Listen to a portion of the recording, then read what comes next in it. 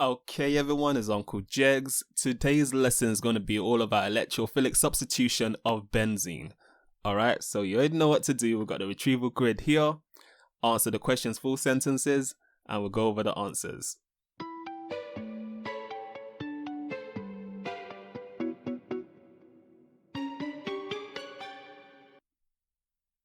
The extra electron in benzene is located in the p orbital. When the p orbitals overlap, they form a system of pi bonds. And finally, this is how you should have drawn 3-bromobenzoic acid. Alright, so why now? Have a look at these two images, alright? And you already have the writing frames there, so pause the video, write a couple of sentences. Why are we learning this now?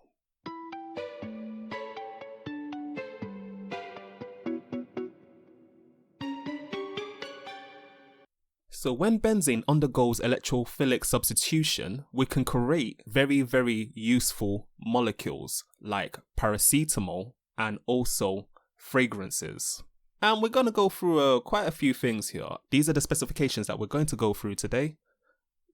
So electrophilic substitution. Well, the electro bit is from electron or negative. Philic means you're loving something, and substitution is a replacement. So in electrophilic substitution, an electrophile is attracted to an electron-rich center or atom where it accepts a pair of electrons to form a new covalent bond. So is a dative bond. Make sure you're able to explain this, okay? So in electrophilic substitution, an electrophile is attracted to an electron-rich center or atom where it accepts a pair of electrons to form a new covalent bond. An electrophile can be defined as an electron pair acceptor, so they accept a pair of electrons. So here I've got half of an equation. I'd like you to complete this electrophilic substitution. You don't need to show any mechanism or any curly arrows. Just show what the products will be from these two reactants.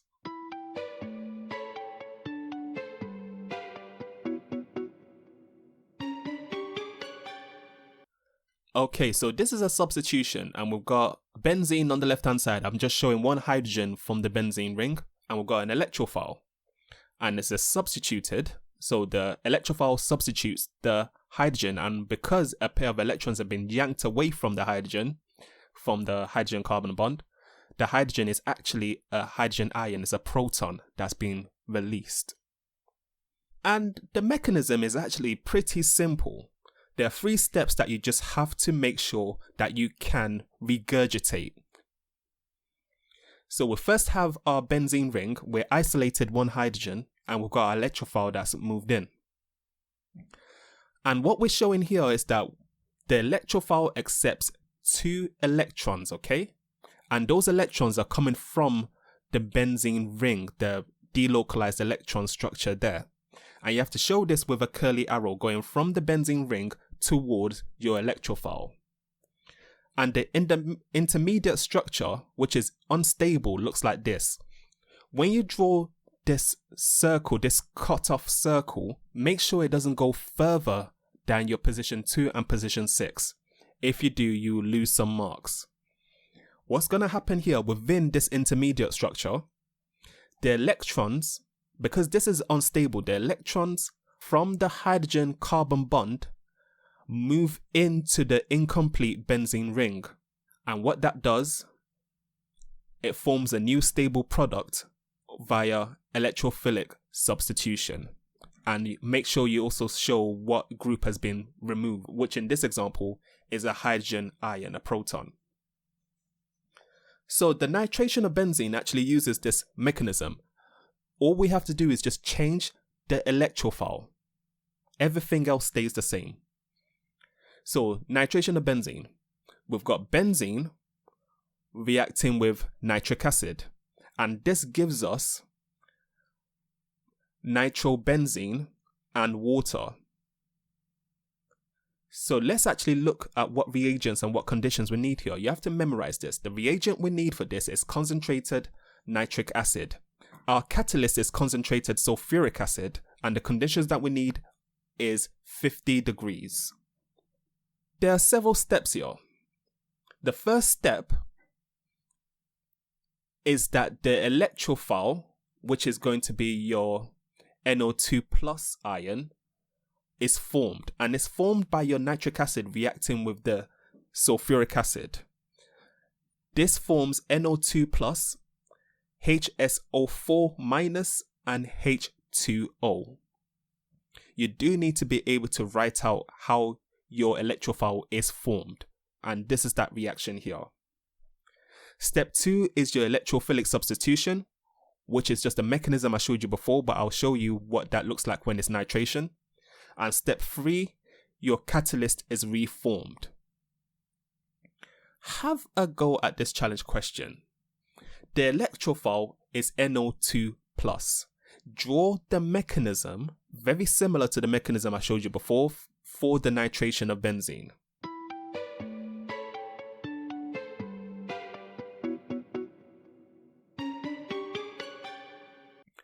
Okay, as I said, it's exactly the same steps, but instead of just having E plus for our electrophile, we're actually showing our NO2 plus. So first thing that happens is that the electrophile accepts 2 electrons, a dative bond is formed between the two. We form our intermediate, and we've got a curly arrow going from the bond between the hydrogen and the carbon. Remember, your half circle, well, it's not really a half circle, but your broken benzene ring should look like this, no lower, and your curly arrow is going from the carbon-hydrogen bond to the incomplete benzene ring, and that forms your nitrobenzene and your hydrogen ion. So we've got our hydrogen ion there. Remember, this was step 2.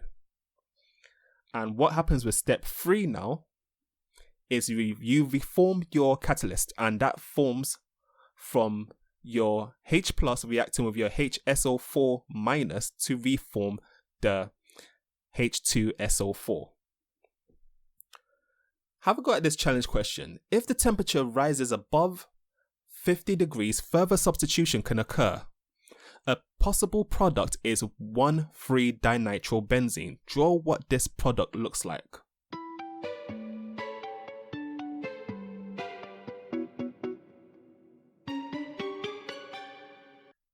Okay, so we've got our benzene ring, and in position 1 and 3 we've got nitro groups. Have a go at these challenge questions.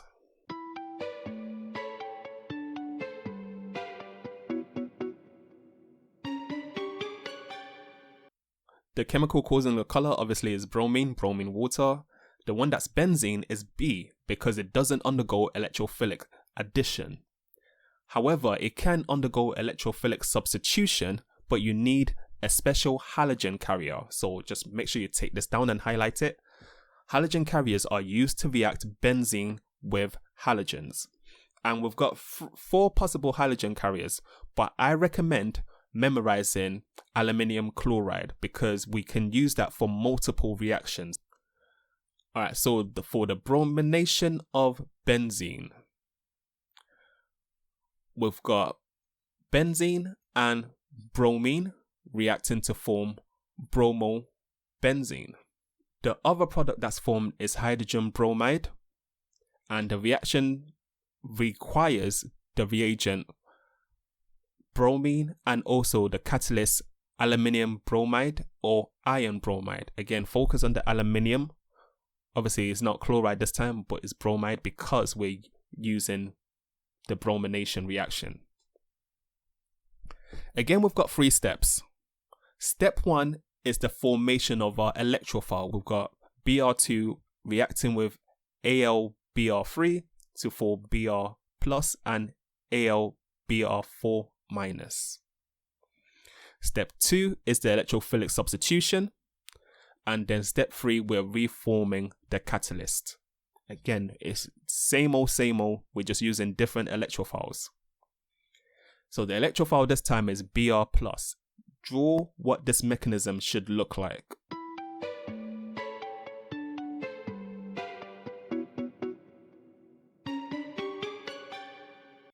Okay, so again, we're isolating one hydrogen. Our electrophile is Br+. Our electrophile accepts 2 electrons from the benzene ring. Remember, it should be starting from your benzene ring. You form an intermediate. And remember, the pair of electrons from the hydrogen carbon go in to refill that broken benzene ring. And that forms your benzene product and also a hydrogen ion. And of course, we're going to reform that catalyst in step 3. So that's your H+ reacting with your AlBr4- to form AlBr3 again, plus hydrogen bromide HBr. And very, very similar, we've got the chloronation of benzene. Again, we've got benzene reacting with chlorine, and that gives you chlorobenzene and hydrogen chloride. The reagents you need here, obviously chlorine, and your catalyst, AlCl3 or FeCl3. Again, focus on the aluminium, okay? Again, 3 steps. We form our electrophile in step 1 in this reaction here. Step 2, electrophilic substitution. Step 3, the catalyst is reformed. Now, of course, have a go at the mechanism when our electrophile is Cl+.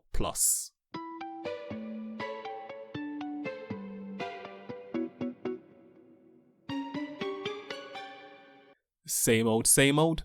Isolate that hydrogen. Add in your electrophile. The pair of electrons going from the benzene ring to your electrophile forms an unstable intermediate.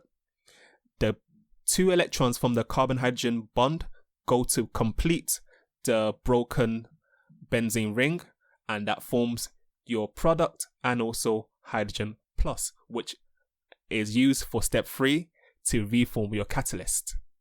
So this is where it's going to get a little bit more complicated. This one was simple. We're going to look at Friedel-Crafts reaction now, and this is alkylation or acylation of your aromatic ring. Remember, aromatic rings is just a benzene ring, but we can add substituents onto it using this reaction, and it was worked out by these gentlemen here, these serious looking gentlemen, and we create substances like this substance here. And you need to know why this reaction is important. It's important because we can add functional groups directly onto our benzene ring. And if you remember the why now, some of the sweet smelling substances that we have in fragrance and also in food are benzene rings with some functional groups attached to it, just like benzaldehyde, which we use in almonds. So we can synthesize that smell in a lab using this reaction.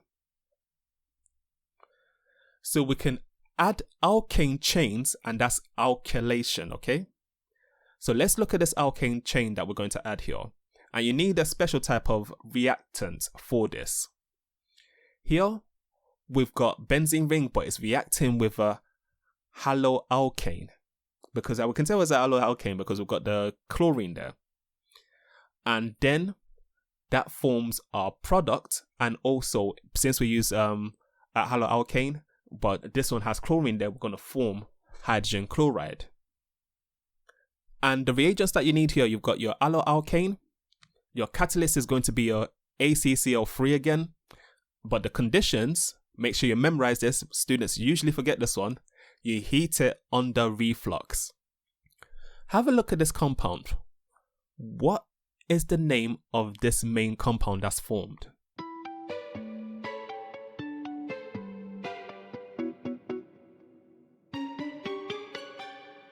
So we've got C2H5, which is an ethyl group. So we've got ethyl benzene. Adding acyls is called acylation. So we've got the benzene ring reacting with an acyl chloride, and that forms this product here.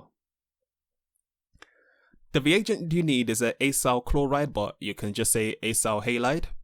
We're using a catalyst, which is aluminium chloride again, and we're heating it under reflux again. What I like you to do, I purposely didn't tell you the name of this reagent that we're using. Name this reagent and also name the main product formed.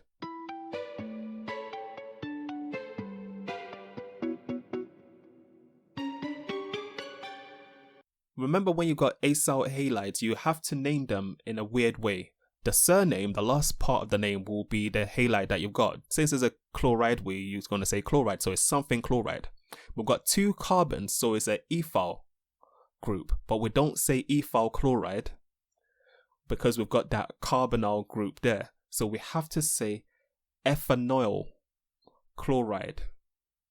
And the main product that we've got here, since we've got a functional group there, the benzene is actually the substituent. So we're not going to have benzene in the name, it's going to be phenol.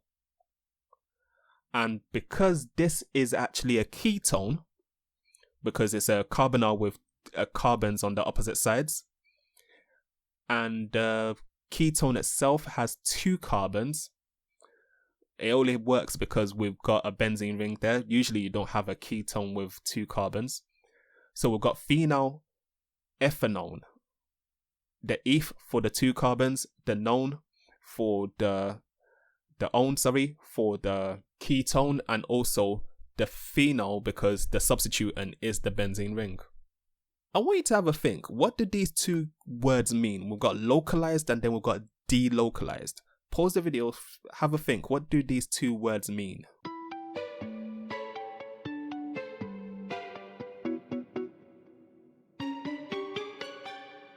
Localized means that you're on or around a specific atomal bond. Delocalized, like you should all remember, is not on or around a specific bond.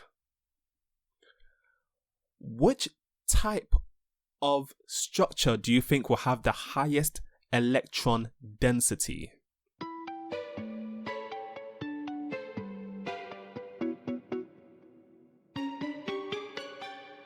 So that just means, where would there be the highest number of electrons, the highest number of negative charges? If they're all around one location, the localized structure will have the higher electron density. There's a reason we're going through this. Have a go at this mega challenge now. Use this idea to explain why alkenes are more reactive than arenes. Arenes are aromatic compounds like benzene. Try and remember the bromination of alkenes and benzene.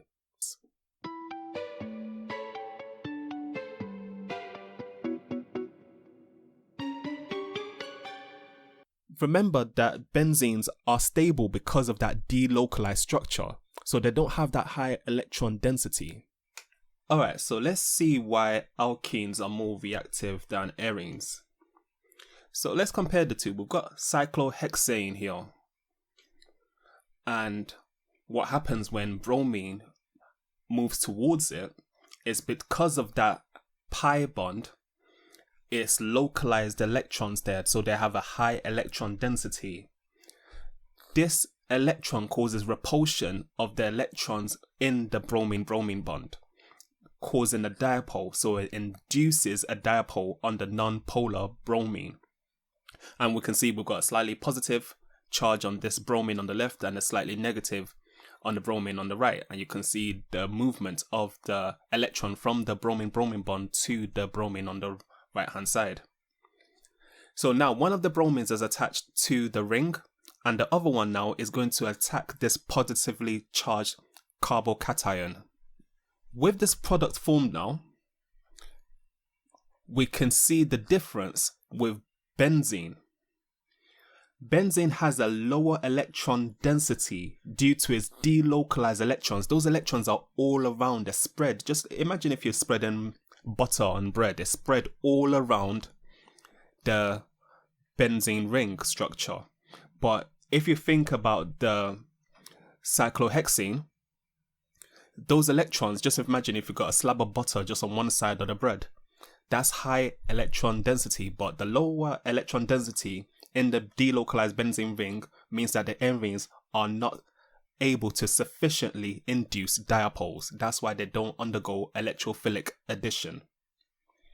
So what I like you to do now is to look at your specification checklist and then check off what you can and can't do. Go backwards in the video if you want to redo any of these specification points, and I'll catch you guys next week. Peace.